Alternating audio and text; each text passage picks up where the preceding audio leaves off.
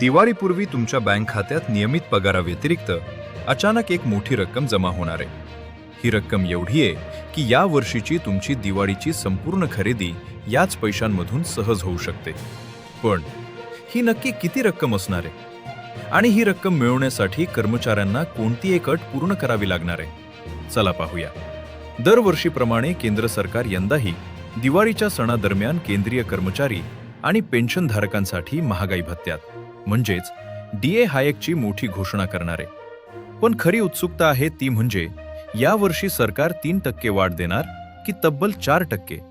कारण AICPI इंडेक्सच्या ताज्या आकडेवारीनं एक नवीन संकेत दिलाय. तुम्हाला माहिती आहे का, ही महागाई भत्ता वाढ फक्त पुढील महिन्यापासून लागू होणार नाही, तर ही वाढ 1 जुलैपासून प्रभावी मानली जाईल. याचा थेट अर्थ असा की जुलै, ऑगस्ट आणि सप्टेंबर अशा तब्बल 3 महिन्यांचा थकीत ॲरियर्स एकाच दिवशी तुमच्या खात्यात क्रेडिट केला जाईल.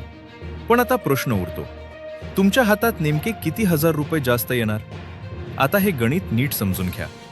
जर तुमचा मूळ पगार म्हणजेच बेसिक पे 18,000 रुपये असेल तर तुमच्या खात्यात वेगळा आकडा जमा होईल.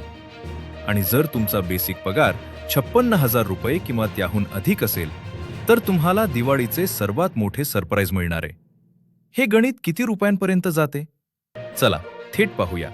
तर 56,900 रुपये बेसिक पगार असणाऱ्या कर्मचाऱ्यांच्या खात्यात 3 महिन्यांचा थकीत ॲरियर्स आणि नवीन वाढीव भत्ता मिळून तब्बल 6,000 ते 6,800 रुपये अतिरिक्त जमा होणार आहेत. आणि 18,000 बेसिक असणाऱ्यांच्या खात्यात सुमारे 2,000 रुपये अतिरिक्त येतील.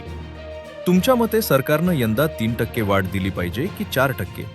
तुमचे मत कमेंटमध्ये नक्की सांगा. आणि सरकारी कर्मचाऱ्यांशी संबंधित अशाच ताज्या अपडेटसाठी ला सबस्क्राईब करा.